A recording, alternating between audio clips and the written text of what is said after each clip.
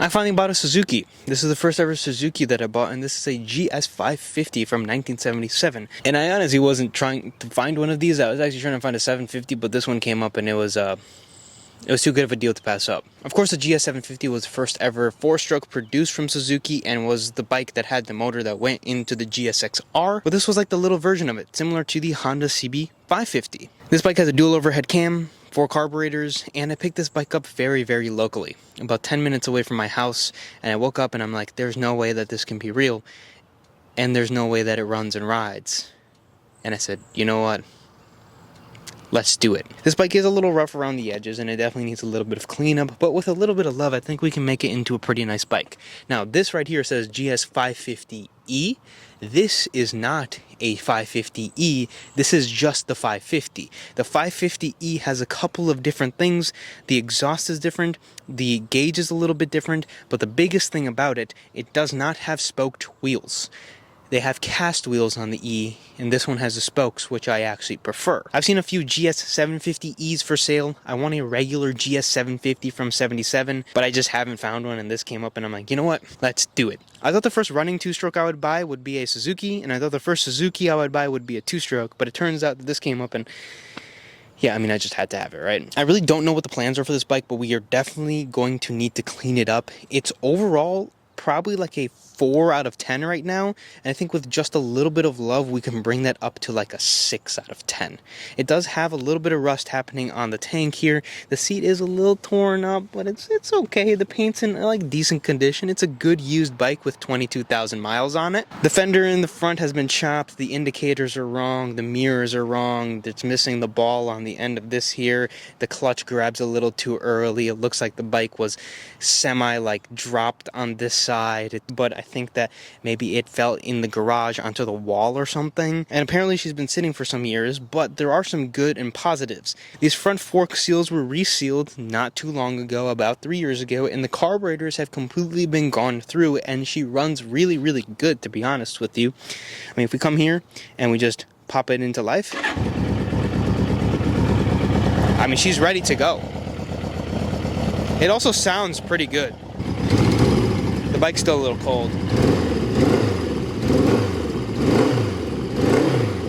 I've rode this bike 2 times now, and for a 550, let me tell you, this thing has some get up. Now, like I said, I really don't know what the plans are. I'm not going to do a full restoration. I think it might just be a fun bike I keep around for a little bit. At the end of the day, I might settle for a cleaner 550 if I do decide to keep one in the collection. And I'd really like to have a 750. That's kind of like my thing. I'm working on a deal for a few 750s right now. It just came up and I'm like, you know what?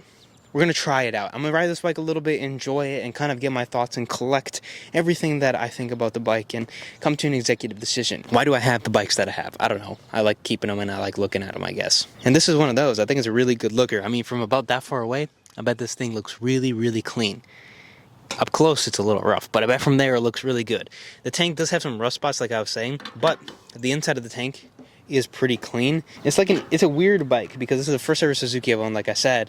And just comparing it to the Honda, like, things are just like subtly different. I'm so used to the Honda switches, the Honda gauges, like even the small things like how skinny this kickstart is and how small this rubber is and how the rubber says Suzuki on it because it's a Suzuki, right? I'm just so used to Hondas that it's a complete like shift. I am missing the side cover on the left side, and like I said, this is the wrong side cover as far as this like sticker logo. I really like how these duckbills come out in the back because it reminds me of the KZ1, the KZ900.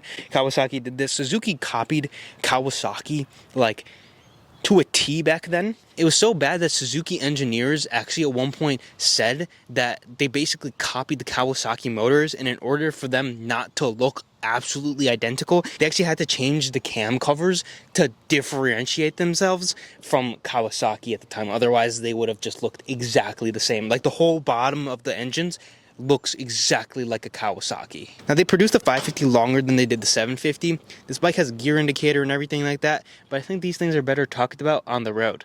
So let's go put some heat into the bike and go take it for a quick little short ride. This bike's neutral light and gear positioning, this screen has actually gone bad on the bottom, and probably not going to fix that.